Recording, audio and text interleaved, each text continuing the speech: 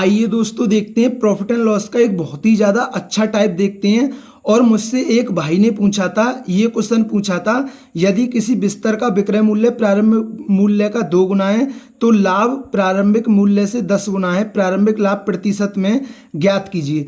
अब देखिए, ये एक भाई ने मुझसे क्वेश्चन पूछा था, तो मैं इस क्वेश्चन को बताने से पहले आपको एक एग्जाम का क्वेश्चन बता देता हूं और उसके बाद जो ये भाई ने क्वेश्चन पूछा था उसके क्वेश्चन को भी बताऊंगा। तो पहले एक एग्जाम का क्वेश्चन देखते हैं। तो एग्जाम का क्वेश्चन क्या है, लेकिन वो जो उस भाई ने क्वेश्चन पूछा है वो भी एग्जाम का है, वो भी आरआरबी एनटीपीसी का है, ठीक है ना, जो अभी मतलब 2025 में हुआ है, ठीक है ना। अब देखिए क्वेश्चन क्या है, यदि किसी वस्तु का विक्रय मूल्य 2 गुना कर दिया जाए तो लाभ 4 गुना हो जाता है, मूल लाभ प्रतिशत क्या था। मैं इस प्रकार के क्वेश्चन आपको पहले भी करा चुका हूं लेकिन मैं फिर भी बता रहा हूं, ठीक है ना। यदि किसी वस्तु का विक्रय मूल्य 2 गुना कर दिया जाए, पहले आपको प्रारंभिक मूल्य, क्रय मूल्य और विक्रय मूल्य पता है। आप बोलेंगे भैया नहीं है पता, तो मैंने सीपी मान लिया ए है और एसपी मान लिया मैंने क्या है बी है। अगर मैं लाभ की बात करूं तो लाभ क्या होगा भाई, प्रॉफिट क्या होगा भाई। अगर मैं विक्रय मूल्य में से क्रय मूल्य घटा दूंगा तो मेरा प्रॉफिट आ जाएगा। तो पहले लाभ कितना है, बी माइनस ए होगा। मैंने क्या किया, एसपी में से सीपी घटा दिया। भाई तुम ही बताइए, 100 रुपए की चीज 120 की बिच गई, 20 रुपए का लाभ हुआ, कैसे पता चलेगा। 120 में से 100 घटाऊंगा, मतलब विक्रय मूल्य में से क्रय मूल्य को घटाऊंगा। अब उसने क्या बोला है, यदि किसी वस्तु का विक्रय मूल्य 2 गुना कर दिया जाए। भाई विक्रय मूल्य 2 गुना कर दिया, अब भाई अब नया विक्रय मूल्य कितना हो गया, नया विक्रय मूल्य हो गया 2p। तो भाई क्रय मूल्य तो हमारा उतना का उतना ही रहा। पहले किसी वस्तु को ए रुपए की खरीद के बी रुपए की बेच रहा था, लेकिन अब उसने वस्तु को दो डबल की बेच रहा है। अब उस वस्तु को क्या बेच रहा है, वो डबल की बेच रहा है।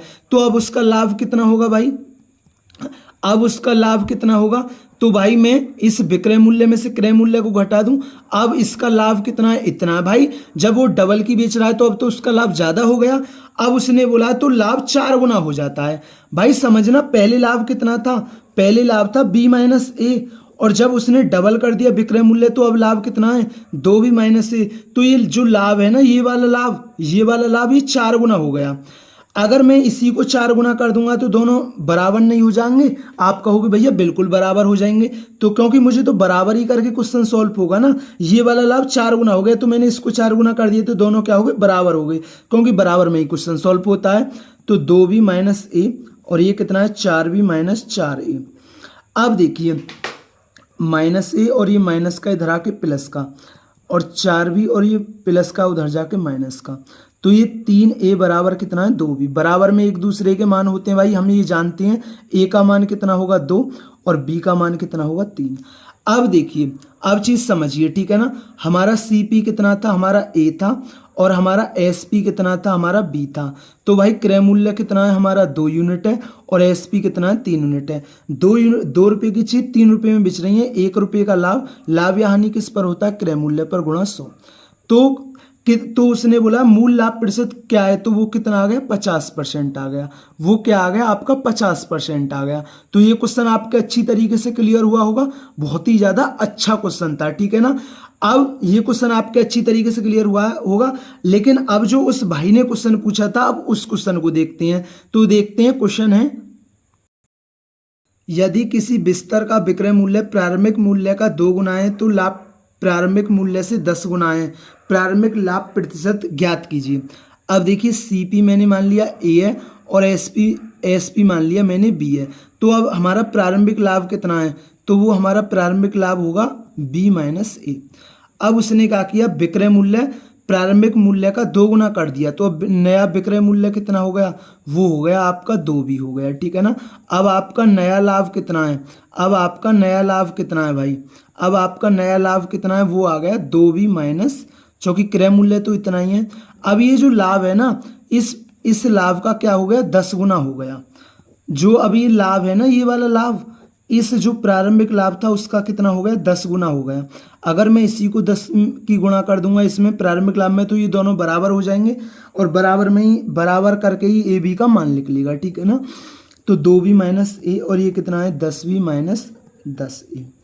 अब देखिए ये क्या, माइनस ए है और ये माइनस का इधर आके प्लस का, ठीक है ना। अब देखिए ये क्या है, 10b है और ये प्लस का इधर आके माइनस का, ठीक है ना। अभी प्लस का 9 ही बचेगा, 9 ही बराबर कितना है ये 8 भी, ठीक है ना। तो ए का मान कितना होगा भाई 8 होगा और बी का मान कितना होगा 9 होगा। तो ये तो आपका भाई क्या है सी पी है ना, और ये क्या आपका एस पी है, ठीक है ना। आप चौकी भाई सी पी क्या था हमारा ए था और एस पी क्या था हमारा बी था। 8 रुपए की चीज 9 रुपए में बिक रही है, ठीक है ना। 8 रुपए की चीज 9 रुपए में बिक रही है, तो एक का लाभ कितने पर 8 पर, ठीक है ना। और परसेंटेज की क्या होगी 100। तो देखिए 4 दूनी 8 और 4 थे 25, 25 को जब 2 से भाग देंगे तो कितना आएगा 12.5% का क्या आएगा लाभ आ गया, ठीक है ना। तो उसने बोला है प्रारंभिक लाभ प्रतिशत ज्ञात कीजिए, तो वो कितना है 12.5% है। तो दोस्तों ये एक भाई ने पूछा था ये क्वेश्चन, तो मैंने इस क्वेश्चन पर आधारित 2 क्वेश्चन बताए। मैं 2 क्वेश्चन इसलिए बताता हूँ क्योंकि जब मेरे से कोई पूछता है तो मेरा भी ये फर्ज बनता है कि उस भाई के अच्छी तरीके से समझ में आए। अगर दोस्तों वीडियो पसंद आई हो तो वीडियो को जरूर लाइक किया करें, चैनल पर नए हैं तो चैनल को जरूर सब्सक्राइब किया करें। थैंक यू दोस्तों।